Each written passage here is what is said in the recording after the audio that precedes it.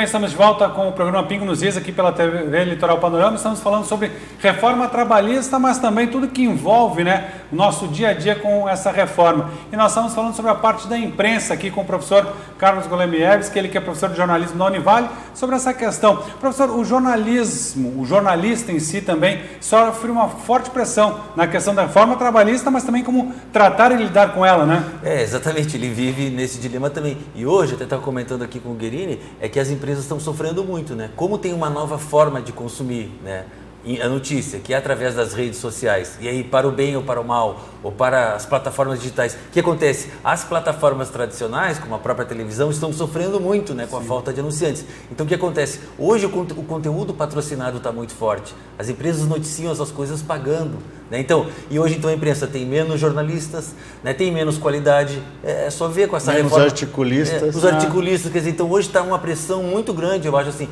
não sei que caminho que a gente vai, eu quero querer sempre otimista, né, que a gente vá para um caminho melhor, mas olha hoje, se a gente pensar nós mesmos, no nosso dia a dia, o quanto nós estamos no celular e não estamos mais com o impresso. Sim. E a gente tem acesso a muita coisa, até o computador em si, né, agora é mais para escrever. Então veja que situação que nós estamos vivendo, é uma revolução muito rápida, né? Mas só que eu acho que ela não pode perder o quê? A cidadania, né? Nós temos que encaixar na cidadania aí, sob pena de a gente viver precarizado, né? Então, precarizado em todas as áreas, né? As relações de trabalho, o próprio ensino, várias coisas que têm que ser ajustadas, né? E professor Guerini, nessa questão também, a gente está falando da reforma trabalhista, e o professor Golema tocou muito bem nessa questão da globalização e a tecnologia. A reforma trabalhista ela demorou muito para ser atualizada. E com a evolução da tecnologia, isso não pode demorar tanto assim, porque prejudica também. Porque quando acontece dessa forma assim que ninguém sabe o que vai acontecer. Na verdade, a reestruturação produtiva é um movimento que ocorre já desde a década de 80, mas ela é fruto da terceira revolução industrial que começou na década de 50. Então a gente pode dizer assim, foi veloz? Não, ela está sendo veloz nesse momento com a implantação das novas tecnologias que chamam de NITs, que só chamam aí a internet, as mídias digitais, etc. As redes sociais só são derivações disso. Mas hoje nós temos modelos de trabalho que não precisam mais aquele padrão industrial, fabril que nós vimos, mas um modelo de home office, trabalho que é um trabalho remoto, por acesso remoto. Tudo isso é possível. Mas o que acontece? Como o próprio Carlos diz, as relações começam a se precarizar na medida em que você vai flexibilizando tal ponto em que o sujeito não tem laços de solidariedade, não tem laços de existência, e isso produz um efeito danoso nas condições existenciais das pessoas. A reforma trabalhista que o governo Michel Temer tentou aprovar, e ao meu ver, numa visão muito particular, ela está fazendo água, porque ela foi feita a forceps, rapidamente, tal como seria da reforma da Previdência. E recentemente nós vimos aí vários países fazendo reformas previdenciárias, ela demonstra um esgotamento do modelo de Estado de bem-estar social. Mas esse esgotamento está levando para um modelo que é um modelo de desigualdade material, de crescimento da pobreza, em que um dos fatores é justamente a flexibilização do trabalho. O Brasil, que vive uma crise, com a reforma trabalhista foi vendido que ele sairia da crise, que nós teríamos investimento, e ao contrário. Quando foi aprovada a reforma trabalhista, mais e mais trabalhadores informais foram verificados nas estatísticas. No dado do CAGED destes últimos 3 meses, que está sendo computado agora, o chamado trabalho parcial e trabalho intermitente gerou apenas 10 a 20 mil postos de trabalho. Sim. Ou seja, no universo de aproximadamente 40 milhões, 42 milhões de trabalhadores em idade de trabalho, a população economicamente ativa, o que nós temos hoje é uma capacidade de geração de emprego limitada. Então, nós deveríamos pensar uma reforma do trabalho que incluísse o trabalhador e que desse condições. E que fosse analisado por mais tempo, né? Como o senhor disse, por mais tempo. Bom, junto, mas né? Os nossos deputados parlamentares, os nossos governantes, que eu chamo sugestivamente de uma canalha política, eles estão fazendo um trabalho por obra definida. Todos os gestores são contratados pelos seus financiadores. Então, esse trabalho por obra definida tinha como princípio, a partir do impeachment de Dilma, implementar reformas estruturais, a chamada ponte para o futuro do PMDB, que hoje é MDB. Ela é bem clara, ela falava em 3 reformas estruturais: a reforma trabalhista, a reforma previdenciária e a reforma tributária. passou a reforma trabalhista porque ela tinha um elo mais fraco e as centrais sindicais e o movimento sindical se acantonou numa defesa contra o impeachment de Dilma e do próprio sindicalismo petista e se perdeu.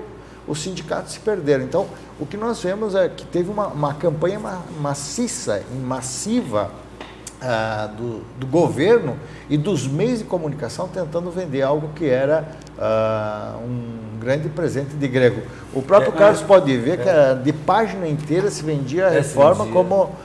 Sim, houve um anúncio maciço, ele foi no Silvio Santos, né? Teve toda... Mas tentar popularizar a linguagem também. E eu ia tocar no ponto como também a gente não pode esquecer de proteger o cidadão. Veja o que aconteceu na Inglaterra, né? O que eles querem? Aquele Brexit, na verdade, né? A saída do Reino Unido, o que eles querem? Proteger da quantidade dos imigrantes, né? Eles querem proteger o seu sistema, né, de saúde, o seu sistema de educação. E isso a gente não pode perder, né? Temos que manter todas essas coisas para a gente ser um grande país efetivamente. E quem financia é o emprego formal e não o emprego informal. Sim, que é o que gera... E hoje, olha um erro, olha só, nós estamos hoje, ainda essa semana passada, ainda mexi com o PIB brasileiro, nós estamos ali em 9º lugar, né? Então vem Estados Unidos, China, Japão, olha só, Japão, por exemplo, metade da população ativa trabalha, 65 milhões de pessoas, olha só que absurdo. E nós ali no lugar com um PIB, né, de quase 2 trilhões, do lado da Espanha, do lado de Canadá, do lado da Austrália, puxa vida, e oferecer esses serviços, né? Então alguma coisa não fecha.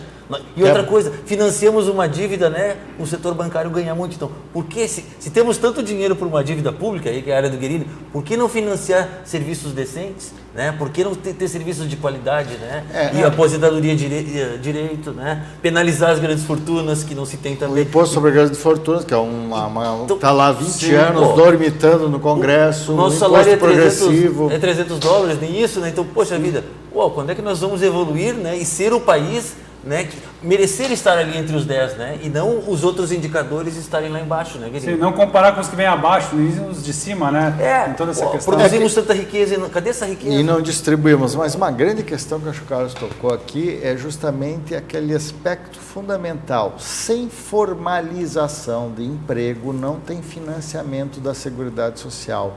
Ou seja, a chamada crise da Previdência é justamente porque a base dos trabalhadores empregados está diminuindo. Nós deveríamos ter hoje aproximadamente em torno de 70 milhões de trabalhadores empregados com carteira e nós temos 38 milhões 402 aproximadamente.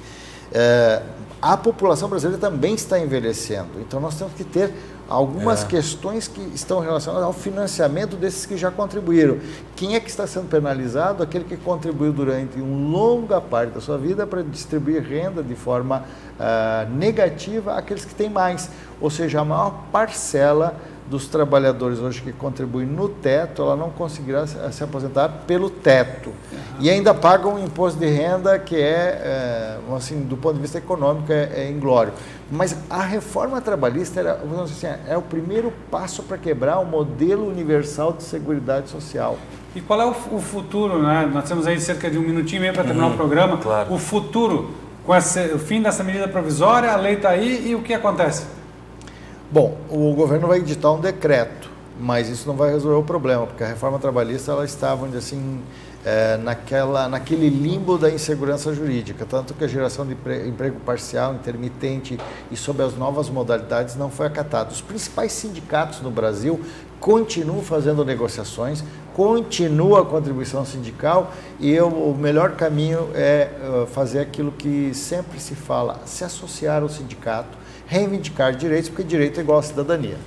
E fortalecer, né? Exatamente. Eu acho que eu convocaria as pessoas também, todo mundo que está nos vendo e ouvindo, para participar mais, né? Para sair do sofá, da militância de sofá e ir atrás dos seus direitos. Porque lá em Brasília ou em tantos lugares aí estão fazendo negociações que não interessam muitas vezes a gente. Então a gente tem que estar atento e parar de reclamar e parar de xingar os políticos, né? Que nós votamos neles. Então vamos exigir, vamos cobrar mais. Eu acho que esse é o nosso papel. E cobrar até uma imprensa melhor. A pessoa também pode reclamar, né? E exigir também o seu direito, exigir que todos falem e mostrar as verdades que têm que ser mostradas, para a gente não regredir. Até porque a linha editorial dos grandes jornais no Brasil, ela é pautada por uma opinião pública e por assinantes, da mesma forma os parlamentares.